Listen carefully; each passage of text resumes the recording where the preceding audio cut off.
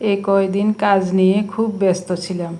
আজ সারা দিন রান্না করব আর খাওয়া দাওয়া করব। নমস্কার, আমি স্বপ্না। দেশ এবং দেশের বাইরে যে যেখান থেকে ভিডিওটি দেখছেন, আপনাদের সবাইকে অনেক অনেক শুভেচ্ছা। স্বপ্নাস ব্লগে সবার আমন্ত্রণ।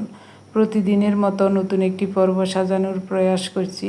আমাদের ঘরোয়া রান্নাবান্না, খাওয়া দাওয়া, এইসব বাস্তব চিত্রগুলি নিয়ে আশা করছি আপনাদের সবার ভালো লাগবে। তাই অনুরোধ রইল, পর্বটি প্রথম থেকে শেষ পর্যন্ত দেখুন। স্টিলের এই ছোটোখাটো বাটিতে করেও যে এভাবে কিছু রান্না করা যায় আমার জানা ছিল না। আপনাদের কারণে এসব জানতে পেরেছি এবং রান্না করতে এত যে ভালো লাগছে। ছোট বাটিতে করে মরিচ টেলে নিলাম। এরপরে আরেকটা বাটিতে করে হেলনের ডাল সিদ্ধ বসিয়েছি। গতকালের একটু ভাত রয়ে গেছে, রাতেই জল দিয়ে রেখেছিলাম। এখন আমরা পান্তা ভাত খাবো, তার জন্য শুকনো মরিচ ভেজে নিয়েছি। এগুলি দেশি মরিচ, ঝাল একেবারেই কম, তাই 5-6টা মরিচ ভেজে নিয়েছি। কীরকম ঝাল সেই অনুপাতে মেখে নেব। 2টা ছোটো সাইজের পেঁয়াজ কেটে নিয়েছি। ওনার জন্য একটা পেঁয়াজ কুচিয়ে নিয়েছি, আমার জন্য 4 ভাগ করে নিয়েছি। প্রতিদিনের মতো নতুন একটি পর্ব সাজানোর প্রয়াস করছি। আমাদের ঘরোয়া কাজকর্ম, রান্নাবান্না, খাওয়া দাওয়া, এসব বাস্তব চিত্রগুলি নিয়ে আশা করছি আপনাদের সবার ভালো লাগবে। তাই অনুরোধ রইল, পর্বটি প্রথম থেকে শেষ পর্যন্ত দেখুন। 2টা মরিচ লইছি, ভাত কালো হয়ে গেছে, ঝাল মোটেই নেই, তবে গ্রান আছে।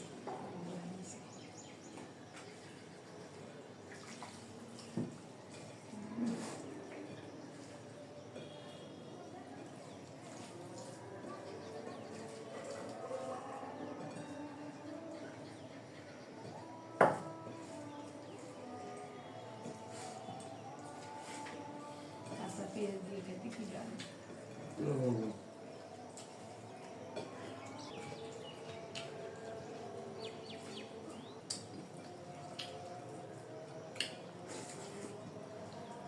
ওহ, কি যে চমৎকার, কি স্বাদ।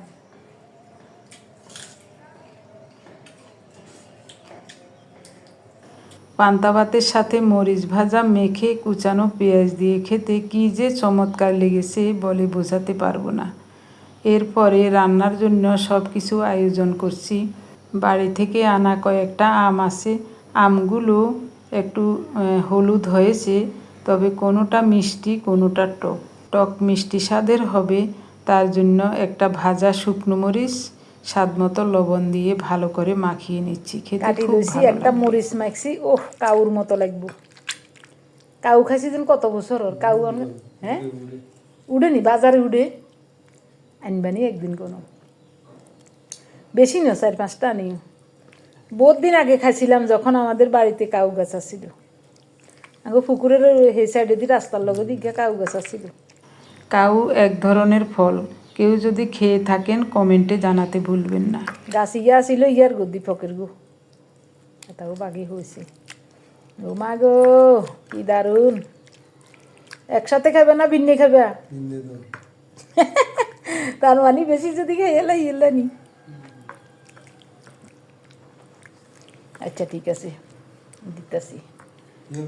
বাটি জ্ঞান না, বাটি জ্ঞান। ওহ, নিজের গাছের আম, এটা স্বাদের কোনো তুলনা আছে? ঘন্টা খানেকের বেশি হইব। পান্তা ভাত খাইছিলাম। পান্তা ভাত এখন খাওয়ানোর শরীর কীরকম ঝিমাইছে, কতক্ষণ শুইয়াছিলাম।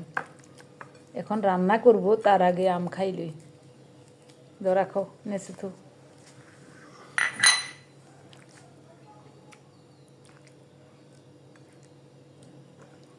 আরও দিমু, লই যাও।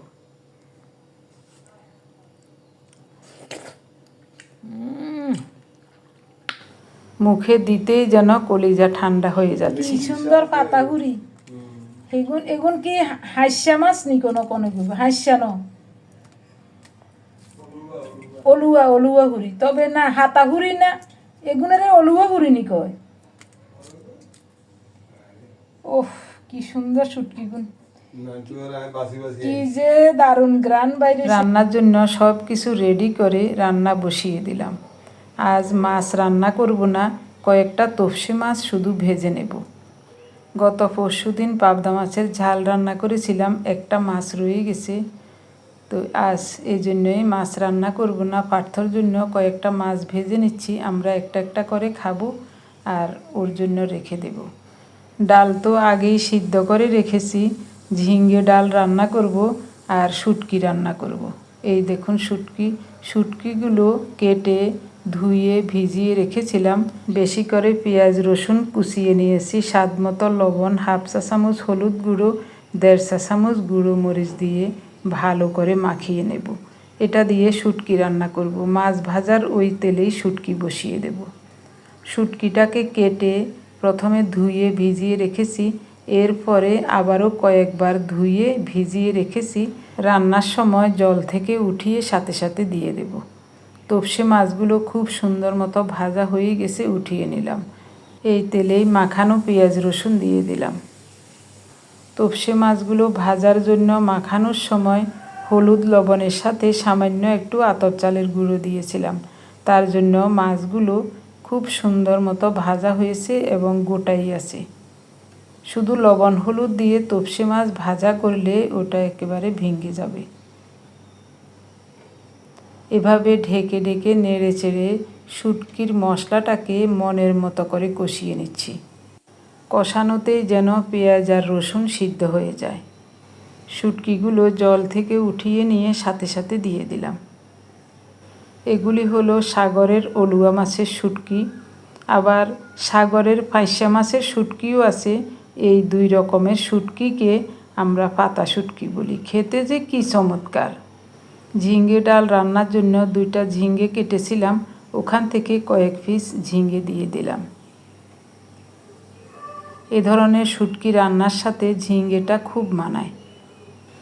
ঢেকে ঢেকে মনের মতো করে কষিয়ে নিয়ে ফোটানো গরম জল দিয়ে দিলাম। পরিমাণ মতো ঝোলটা দিয়ে দিলাম। আবারও তাপটা কমিয়ে ঢাকা দিয়ে রান্না করব।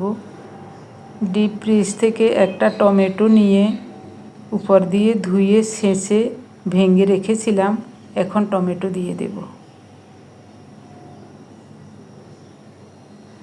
শুটকিটা একেবারে শুকাবো না, একটু মাখো মাখো রাখবো।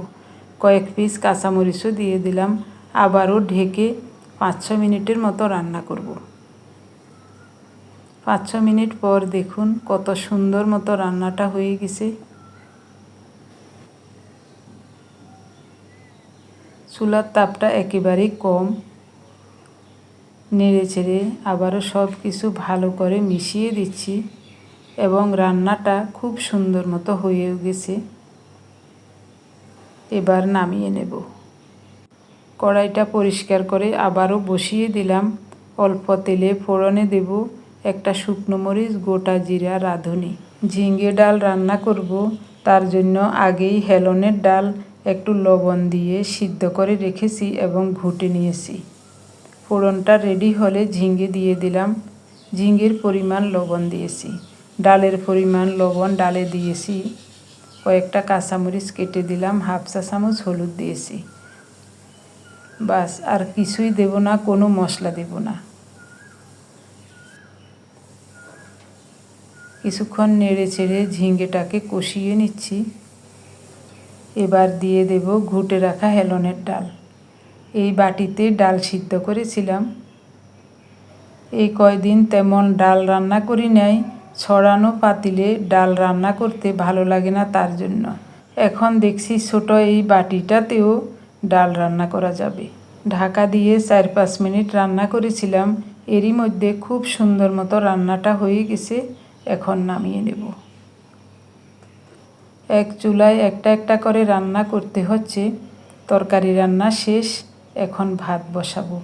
ভাতের চাউল ধুয়ে আগে রেডি করে রেখেছি, ওয়াটার হিটারে জল ফুটতে বসিয়ে দিয়েছি। ডালটা নামিয়ে নিলাম, ভাত বসিয়ে দিলাম, সাথে সাথে বলক এসে গেল। এরপরে ঢেকে চুলার তাপটা একেবারেই কমিয়ে রেখেছি। 100 তাপমাত্রায় ভাত রান্না করছি। ভাতগুলো সিদ্ধ হয়ে গেলে পাতিলে ঢেলে মাড় ঝরিয়ে নেব। আপনারা সবাই কমেন্টে জানিয়েছেন স্টিলের পাতিল পাওয়া যায়, ওটাতে নাকি ভাত রান্না করা যায় ইন্ডাকশন ওভেনে। আসলে আমার জানার পরিধি একেবারেই কম, অনেক কিছু জানার এখনও বাকি আছে। দেখার তো অপরিসীম বাকি আছে, জানারও অপরিসীম বাকি আছে। আগে ভেবেছিলাম একটা রাইস কুকার নেব, এখন আপনারা সবাই বলছেন স্টিলের পাতিলেও নাকি ইন্ডাকশন ওভেনে ভাত রান্না করা যায় এবং মাড় গালা যায়। সাধারণ পাতিলের মতো, তলাটা একটু প্লেট। তো ওই রকম পাতিল যদি পাওয়া যায়, ওখানে যদি রান্না করা যায়, তাহলে পাতিলে নেব। কারণ ভাতের মাড় ঝরালে ওই ভাত খেতে আমাদের কাছে ভালো লাগে। রিয়ার বাসায় রাইস কুকারে ভাত রান্না করে খেয়েছি, কিন্তু আমাদের কাছে তেমন ভালো লাগে না। আমাদের কাছে ভাতের মাড় ঝরালে ওই ভাত খেতেই ভালো লাগে। পাবদা মাছটা আনতে ভুলে গিয়েছিলাম। মাছটা জাল করে ছোট বাটিতে ঢেলে রেখেছি, নিয়ে আসলাম।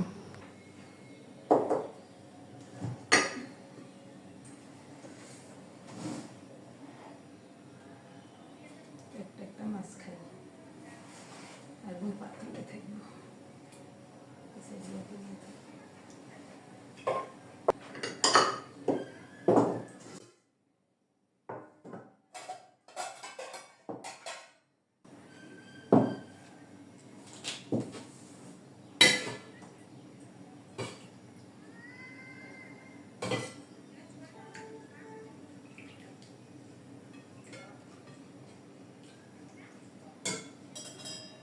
ডালকি দিব নি এখন? না, শুটকি দি খাও, শুটকি দিব। পাতা শুটকি। একজন একদিন কমেন্টস করছিল, বলছে দিদি একদিন পাতা শুটকি রান্না দেখাবে। আজকে পাতা শুটকি রান্না করছি।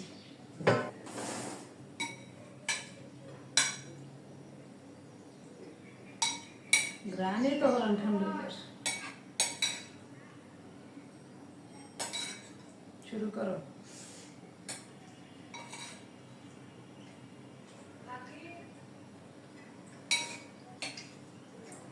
পাতার জন্য আলগা করে রাখছি একটু।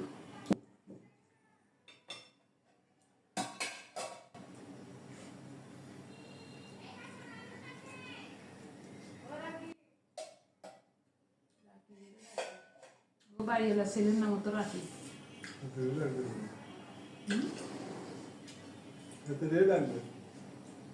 রান্নাগুলি কাছ থেকে দেখাই আপনাদেরকে, দেখতে যে কত ভালো লাগছে, কত লোভনীয় লাগছে।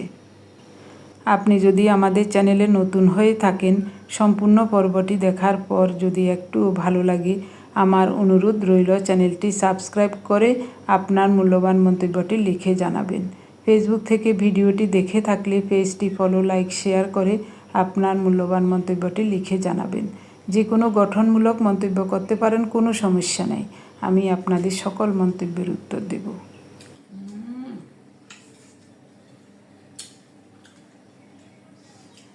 চমৎকার গো, বহুদিন পর পাতা শুটকি খেয়েছেন, অনেক আগে খেয়েছি।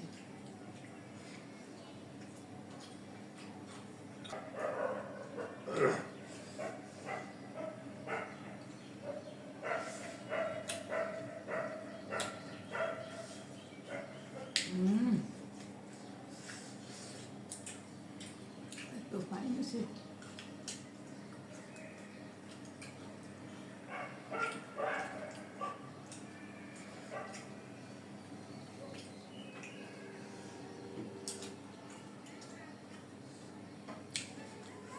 সূর্যমুখী ফুল কি এখন মুড়ে তো সাধু তো সূর্যমুখী ফুল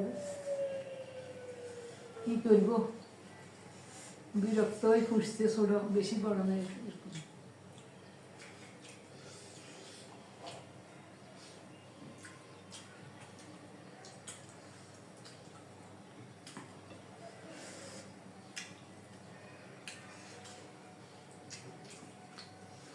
দারুণ।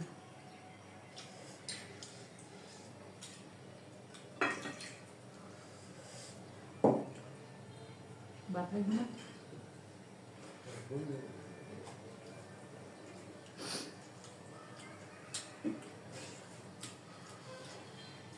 কেমন আছে ডাল? দারুণ।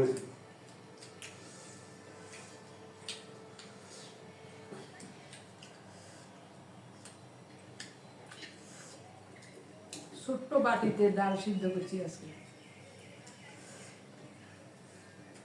স্টিলের বাটি, ছোট্ট বড় সব বাটি ব্যবহার করা যায় স্টিলের।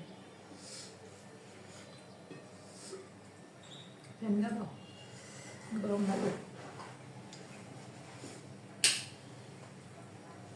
বেশি খেলে বেশি ক্ষুধা লাগে।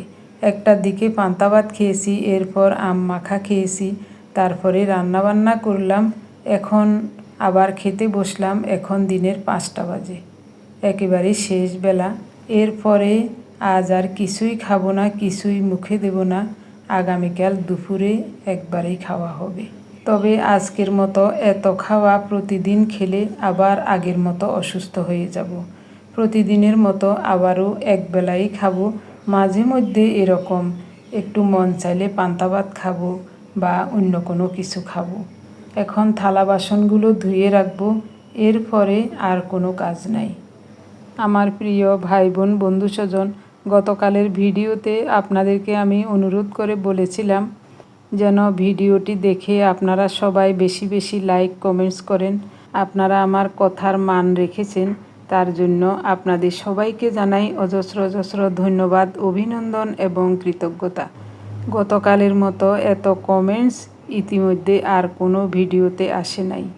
দুই একটা ভিডিও যদি ভাইরাল হয় ওই সব ভিডিওতে আসে, কিন্তু সাধারণত সব সময় যে আমি ভিডিওগুলি ছাড়ি ওগুলিতে কোনো দিনও এত লাইক কমেন্টস আসে না। তাই আপনাদের সবাইকে আবারও জানাই অজস্র অজস্র ধন্যবাদ, অভিনন্দন এবং কৃতজ্ঞতা। এভাবে আপনারা সবাই আমাদের সাথে থেকে স্বপ্নাস ব্লগ চ্যানেলটি এগিয়ে নিয়ে যাবেন আশা করছি। আপনাদের ভালোবাসা ছাড়া কোনো দিনও আমাদের চ্যানেলটি বড় হবে না। গত 4 বছর যাবৎ ধৈর্য ধরে আমাদের দৈনন্দিন রান্নাবান্না, খাওয়া দাওয়া এইসব কিছু ভিডিও করে ফেসবুক এবং ইউটিউবে আপলোড দিয়ে যাচ্ছি। অনেকেই ভিডিও দেখেন, কিন্তু এখনও আমার সেরকম সাবস্ক্রাইবার এবং ফলোয়ার হয় নাই। এদিকে আপনারা যারা প্রতিনিয়ত ভিডিও দেখে ভালোবেসে কমেন্টস করেন, তারা সব সময় লিখে যাচ্ছেন যে আমার ভিডিও অনেক ভালো হচ্ছে, আমার রান্নাবান্না এইসব দেখতে আপনাদের কাছে অনেক ভালো লাগছে, ভিডিওর কোয়ালিটি অনেক ভালো হচ্ছে। প্রতিনিয়ত আমার প্রিয় মানুষগুলোর কমেন্টসগুলি দেখে আমি উৎসাহিত হয়ে একদিনও কিন্তু ভিডিও আপলোড দেওয়া থেকে বিরত থাকছি না। যত কাজই থাকুক, যত কিছুই থাকুক, আমি ভিডিও ধারণ করে ওটা এডিট করে ভয়েস দিয়ে আপলোড দিয়ে থাকি, শুধু আপনাদের সান্নিধ্য পাওয়ার জন্য এবং কমেন্টসের মাধ্যমে আপনাদের সাথে কথোপকথন করার জন্য। এইসব আমার কাছে যে কী ভালো লাগে আপনাদেরকে বলে বোঝাতে পারবো না। 4 দেয়ালের মধ্যে থেকে এক সময় আমি একেবারে নিঃস্ব হয়ে গিয়েছিলাম, মনে হচ্ছিল যেন আমি আর বাঁচব না, মরে যাব। সেই মুহূর্তে শুধু সুস্থভাবে বাঁচার জন্য একটা চ্যানেল খুলেছি। তারপর থেকে 1জন 2জন করে আপনাদের অনেকের সান্নিধ্য পেয়েছি এবং অনেকের সাথে কমেন্টসের মাধ্যমে কথোপকথন হয়। আমার কাছে যে এইসব কত ভালো লাগে। 4 দেয়ালের মধ্যে আছি ঠিকই, কিন্তু এখন আমি আর একা নই। আমি সব সময় মনে করি আপনারা সবাই আমাদের সাথে আছেন এবং আমার সাথে প্রতিনিয়ত কথা বলছেন। আমি সকাল থেকে দুপুরের পর পর্যন্ত তাড়াহুড়ো করে কাজকর্ম শেষ করে নেই। শুধু বাংলাদেশ সময় দুপুর 3টায় আমার ভিডিও আপলোড দেই। এরপরে আপনারা সবাই কমেন্টস করেন, সবাই ভিডিও দেখেন। আপনাদের কমেন্টসগুলি দেখার জন্য এবং গঠনমূলক রিপ্লাই দেওয়ার জন্য আমি উৎসুক হয়ে থাকি। কী যে আনন্দে এবং সুন্দর সময় কাটে আমার, আপনাদেরকে বলে বোঝাতে পারবো না। আপনারা অনেকেই বলে থাকেন আমি এত কাজ কিভাবে করি, কেন এত কাজ করি। আমি আগ থেকেই সংসারের কাজের প্রতি একটু মনোযোগী ছিলাম। মাঝে কয়েক বছর স্বাস্থ্যটা একটু মোটা হয়ে যাওয়ার কারণে, ফেটি হয়ে যাওয়ার কারণে কাজ করতে অসুবিধা হতো, তখন ভালো লাগতো না তেমন। কিন্তু 2020 সাল থেকে ডক্টর জাহাঙ্গীর কবির স্যারের অনুপ্রেরণায়, ওনার দিক নির্দেশনা মতো ওইভাবে চলে, ওইভাবে খেয়ে আমাদের শরীরকে ফ্যাট বার্নিং শিখিয়ে নিয়েছি। এখন অনেক ভালো আছি। যখনই আমরা খাবার খাই না, খাদ্য গ্রহণের 12 ঘন্টা পর থেকে আমাদের শরীর নিজ থেকেই ফ্যাট বার্ন শুরু করে। তখন আমরা ফ্যাটের শক্তি দিয়ে চলি। ডক্টর জাহাঙ্গীর কবির স্যারের মুখে এইসব কথাগুলি শুনে শুনে একেবারে মুখস্থ হয়ে গেছে। 1 প্লেট খাবার খেলে 4 ক্যালোরি শক্তি উৎপাদন হয়, আর 1 গ্রাম ফ্যাট ভাঙলে 9 ক্যালোরি শক্তি উৎপাদন হয়। আমরা কিন্তু বেশিরভাগ সময় ফ্যাটের শক্তি দিয়ে চলি। যখনই খাবার খাই, খাদ্য গ্রহণের পরে শরীরটা মনে হয় একটু ভারী ভারী হয়ে যায়, কাজকর্ম করতে তেমন ভালো লাগে না, তখন শুয়ে বসে থাকি। যখনই পেটে কোনো খাবার থাকে না, তখন এই কাজকর্ম করি। আগে রাতে ভাত না খেলে ঘুম আসতো না, এখন ভাত খেলে পেট ভরা থাকলে ঘুম আসে না। এই কারণে এখন আর রাতে খাবার খাই না, শুধু দুপুরে একবেলাতে ভাত খাই।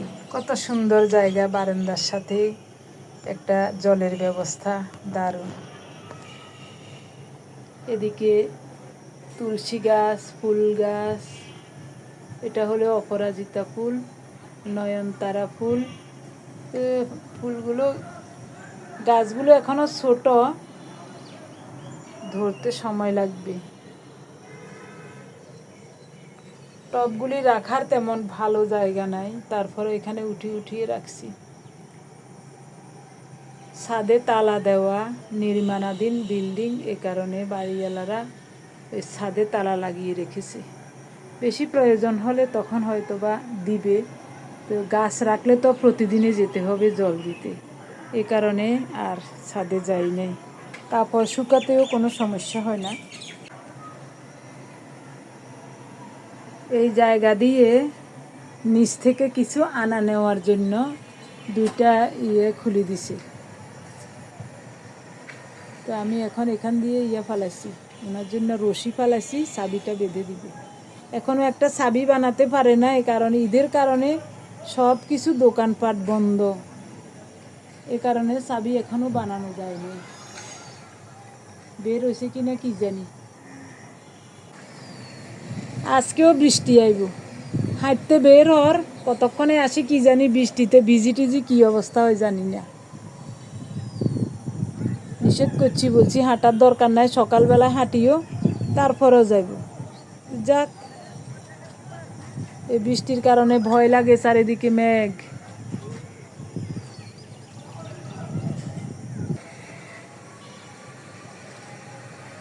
রশিতে বান্ধি দিছি। নতুন বিল্ডিং, এখনো ময়লা ফেলার জন্য সিটি কর্পোরেশনে খবর দেওয়া হয় নাই। ওই ময়লাটা ওদিকে ফেলতে হয়, ওই ময়লা ফেলতে গেছে ওদিকে। এই মেঘ ধরছে, দেন দেখছো নি? এত দূরে যাইও না, বেশি দূরে যাইও না। আকাশে কি মেঘ, সন্ধ্যাও হয়ে আসছে, সন্ধ্যার পরেই মনে হয় বৃষ্টি নামবে।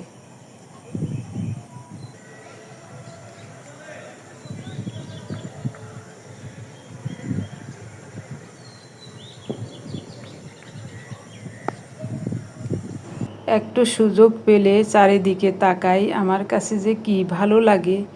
আর মোট কথা বাসাটাতেই ভালো লাগে। বিশেষ করে আমি মনে করি আপনারা সব সময় আমার সাথে আছেন, কখনোই মনে হয় না যে আমি ঘরে একা। এই যে হেলে দুলে হাঁটতে হাঁটতে যা, এদিকে আবার পরিচিত লোকজন আছে, ওনার পূর্ব পরিচিত অনেক মানুষ আছে। আমার প্রিয় ভাই বোন, বন্ধু স্বজন, এতক্ষণ পর্যন্ত ভিডিওটি দেখার জন্য আপনাদের সবাইকে জানাই অজস্র অজস্র ধন্যবাদ, অভিনন্দন এবং কৃতজ্ঞতা। সবাই ভালো থাকুন, সুস্থ থাকুন, দেখা হবে আগামী পর্বে। ধন্যবাদ সবাইকে।